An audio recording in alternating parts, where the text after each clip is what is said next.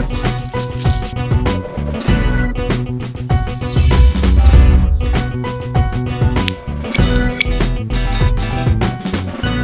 your favorite YouTuber, DS Learning Finance, financial educating you guys to freedom. For the beginners, buy from beginner every Sunday at 3 p.m. Whenever we remortgage a property to release its equity in it, because it's grown in value over time, we tend to associate this with getting a lot of money very quickly. Some people use this money to buy cars, get the latest gadgets, and to even go on holidays. Little tip, guys. Don't do those things. It's a bad way to spend that money specifically. There are some poor decisions that you can make with this money. Watch the rest of this video to find out why that is. But also keep an eye out for next week's video, guys, because it's just as important as this one. I'm going to be talking about how I determine personally how much money to pull out of a property. And it's not as simple as just pull out the full maximum amount. There's a strategy behind it. So watch next week's video to find out what that is. Oh, and by the way, if you're going through a remortgage process now as we speak, or have recently gone through one, then let me know in the comment box below. Let me hear about it, guys. How much money are you looking to extract out? What are you using the money for? And don't forget to like, subscribe with the notification bell on, and share this video.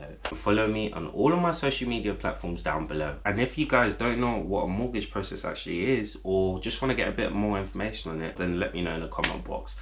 I will be happy to make a video about it. Otherwise, let's get into it. You see, for me, what I really like about the fact that you extract money out of a property via remortgaging process, because it's grown in value over time, is that it's actually a debt over extremely long period. I know a lot of people are confused as to why I'm emphasizing it's a debt. Well, the fact that it's actually a debt means that the government can't put their tax on it. And that's a really powerful thing, because when you look at selling the property to get the money out that way, you'll be slapped with tax, lots of tax, guys. And the reason why you don't get taxed upon it is because it's actually a cost for you. Therefore, you can't get taxed on a cost, because it doesn't make sense. You only get taxed on profits. But this is like a double-edged sword, guys, because at the end of the day, it's still a debt. You still have to pay it back eventually over time, and pay also the interest on top of that as well. And this is the specific reason why I say don't buy these sort of things, guys, because what you're doing is you're buying something that's depreciating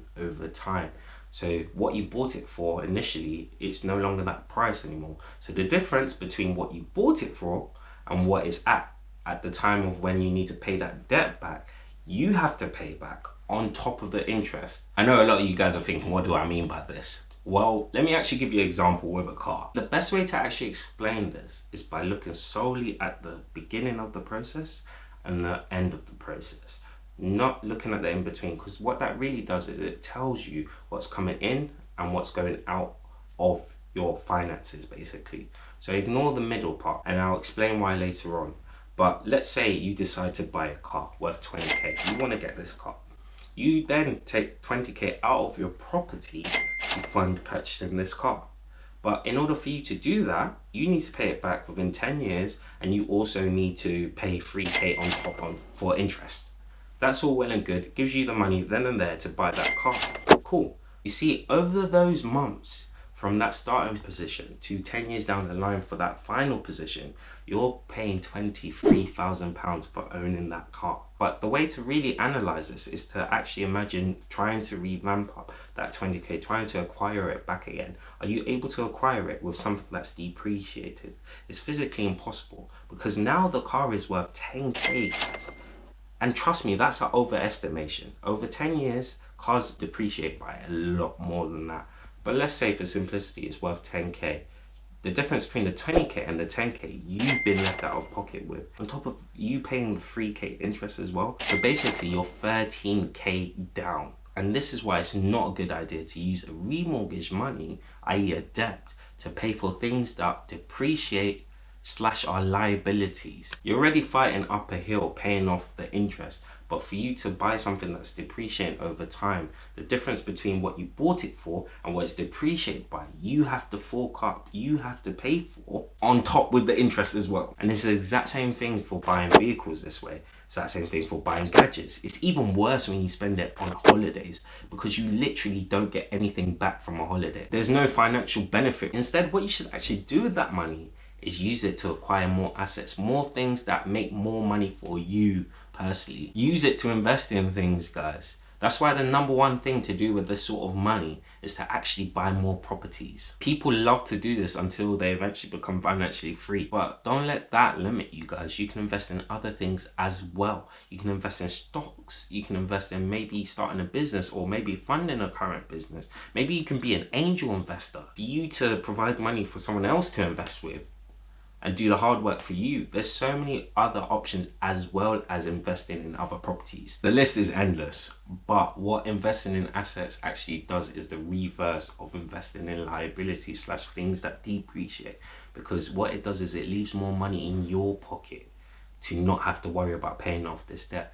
Why? Because that thing that you buy accumulates in value and is making more money for you. So it's closing the gap between how much money you actually have to pay back. You see, for me, the property that I bought in Corby with my brothers is actually gone in value by 20 to 30k since the last time we checked it, which was last year. And what we actually plan on using this money for via remortgage is to actually get another property. But this time it's going to be different. We're not going to be putting up any of our money anymore. The property in Corby is going to be helping us buy another property. And this is how you build, guys. This is how you become financially free. It's when your money begins to work for you as opposed to you working for your money. But that's what I plan to do with my remortgage money. My question for you guys is, knowing what you know now, what do you plan to do next? Let me know in the comment box below. And if you guys want to know the sort of things that I'm looking at when it eventually comes to remortgaging this Corby property, so that you know how to determine how much to pull out of your own property, then make sure to watch next week's video, because I'm going to be discussing my strategy that I like to use for this. But before we leave, I need you guys to like, subscribe with the notification bell on, and share this video with someone who you feel can really benefit from it. That's all this channel is about. It's about helping people. And follow me on all of my social media platforms down below. It's your favorite YouTuber, DS Learning Finance, financially educating you guys to freedom for the beginners by a former beginner every Sunday at 3 p.m.